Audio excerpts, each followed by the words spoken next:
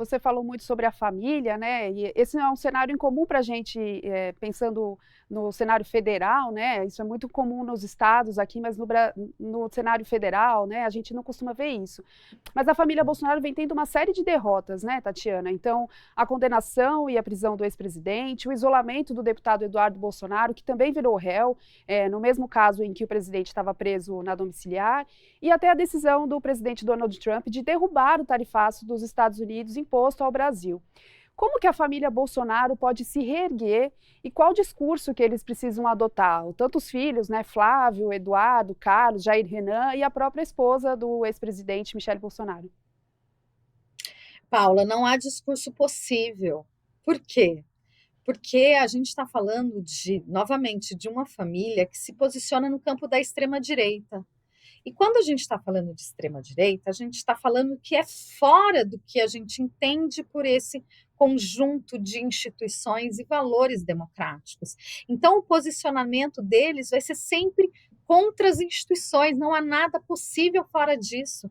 Então, até é possível, e aí tem um livro, Paula e os nossos telespectadores, que virou um best-seller nos últimos anos, desde a primeira eleição do Trump, um livro Como as Democracias Morrem, muitos de vocês já devem ter ouvido falar, que faz uma lista os indicadores do comportamento autoritário.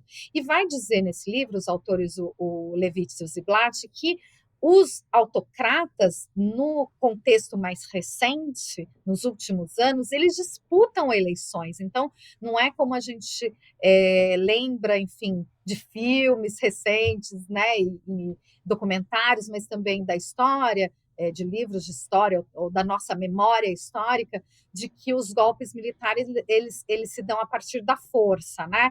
Então tem os tanques na rua, foi lá e golpe militar. Então o que esses autores estão argumentando, e tantos outros, eu estou citando apenas estes, vão dizer que a partir das eleições, o autocrata chega ao poder e vai corromper as instituições por dentro, os pilares da democracia. E é exatamente isso que a família Bolsonaro representa. Eles chegaram ao poder pelo voto popular, mas eles não estão enquadrados na democracia. Então, sempre o discurso, desde o primeiro dia, né, na presidência da República, é contra as instituições democráticas, não à toa contra as urnas eletrônicas, contra o processo eleitoral. Então, é sempre tentando deslegitimar essas instituições da democracia. E isso resultou, novamente, né, reforçando aqui, na condenação de Bolsonaro, e não apenas deles, né, dele, vimos generais, etc., sendo presos essa semana. Então, não há discurso possível. O discurso ele sempre vai ser um discurso antissistema, anti-instituição e antidemocracia. Então, sempre no sentido de perseguição, no sentido de estamos diante de uma ditadura.